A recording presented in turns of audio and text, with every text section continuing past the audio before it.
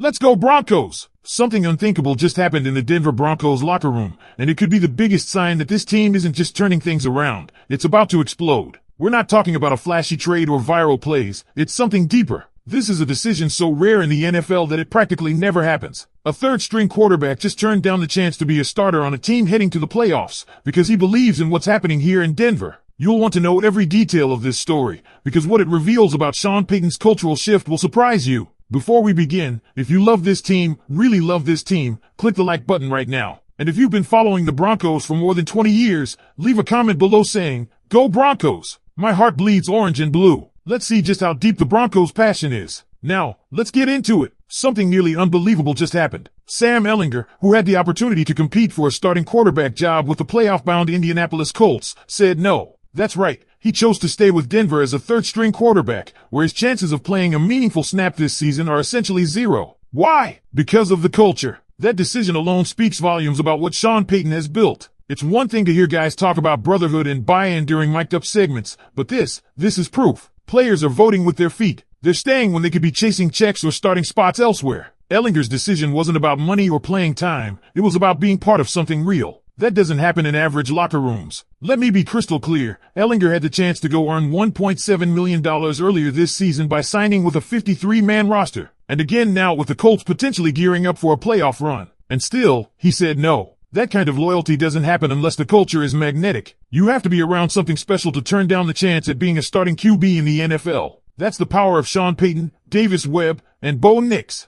That's the kind of influence that only comes when players believe. Speaking of Bo Nix, the entire offense is rallying around this guy. His leadership, the trust he's building, and how he's commanding the huddle, it's everything you'd want from a quarterback. And now, thanks to injuries around the league and a few smart moves from Payton, the offense is getting stronger by the week. Elijah Moore, yeah, that guy, just got elevated into the spotlight due to a hamstring injury to Pat Bryant, and let me tell you, this might be a blessing in disguise. Moore is smooth, explosive, and already has chemistry with key players like Courtland Sutton, Nick Benito, and Pat Surtain. Moore is also arguably playing with the best quarterback of his career in Bo Nix, and he's got the kind of agility and route running that could quietly become a game-changer late in the season. And it's not just Moore. Marvin Mims' raw speed, Sutton's vertical game, and the growing presence of Troy Franklin and Evan Engram in the scheme, this offense is about to be a nightmare for defenses. The weapons are there. The chemistry is forming. And the best part? We're getting healthy at the right time. Jonah Ellis had a standout game against the Raiders and is back at full practice. DJ Jones returned to practice and looks ready to plug up the run again,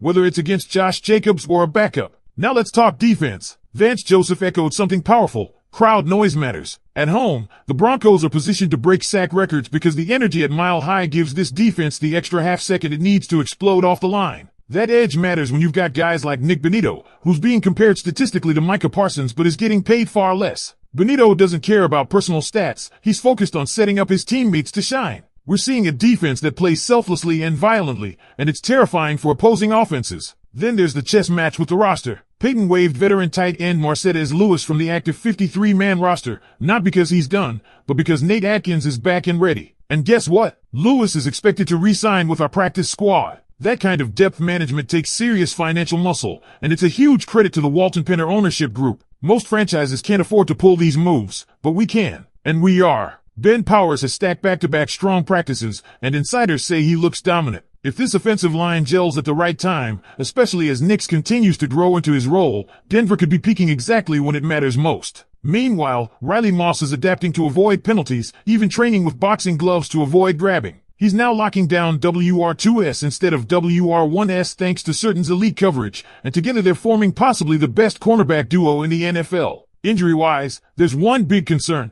Pat Bryant didn't practice for the second straight day. The team is being cautious, and while he get it through the Raiders game, a recurring hamstring issue this late in the season could be tough. But with Elijah Moore stepping up, the offense still has plenty of firepower. And if we are witnessing the beginning of something legendary, then this next stretch of games becomes even more important. Everything is lining up in a way that makes you stop and say, hold on, is this really happening? Because let's not forget, just a few weeks ago, national media had completely written the Broncos off. But now they're scrambling to figure out how Denver is stringing together wins, tightening up on defense, and developing offensive chemistry with a rookie quarterback who's already earning the trust of veterans and staff alike. Bo Nix isn't just learning the system, he's mastering it. His poise under pressure, the touch on intermediate throws, the command at the line, it's all coming together faster than expected. And it helps when you have an elite-minded coach like Sean Payton pulling the strings, calling smart, balanced plays, and surrounding his QB with talent that complements his strengths. Whether it's Marvin Mims stretching the field vertically or Cortland Sutton making contested catches on third down, Nix is operating with weapons who trust him and a coaching staff that's not afraid to take risks. But let's circle back to something that gets overlooked in the highlight reels and headlines: leadership. It's been said before,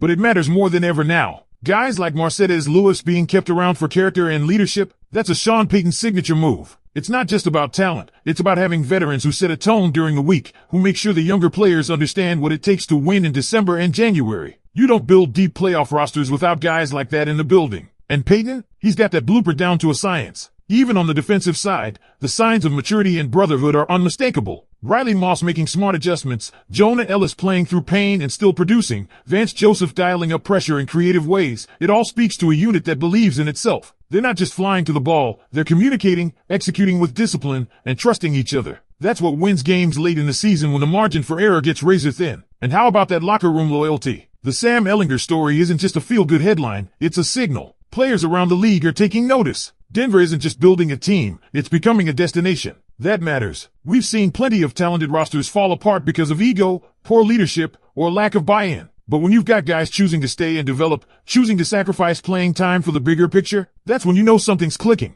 Don't underestimate the impact of the Walton Penner ownership group either. That deep-pocketed stability allows Denver to make bold moves that other teams can't afford. Flipping practice squad and active roster spots strategically, keeping key veterans in the fold, and giving Sean Payton the resources to build his vision. This is exactly the kind of organizational strength that supports long-term success. And it's already paying off in the form of a well-coached, well-prepared, and dangerous Broncos team. And now, as the playoffs draw closer, this team has one thing many others don't: momentum. Real, gritty, earned momentum. You combine that with a shrinking injury report, emerging playmakers, and a defense that's starting to turn up the heat, and suddenly the road to the AFC Championship doesn't feel impossible. Especially with Josh Jacobs potentially limited, and the Chargers reeling, the Broncos have a very real opportunity to control their own destiny in the division. That's not something many expected a month ago. Remember, teams don't get hot this late in the season unless the internal structure is solid. And what we're seeing, from locker room culture to execution on Sundays, is a reflection of exactly that. There's clarity, direction, and belief. Sean Payton is playing the long game,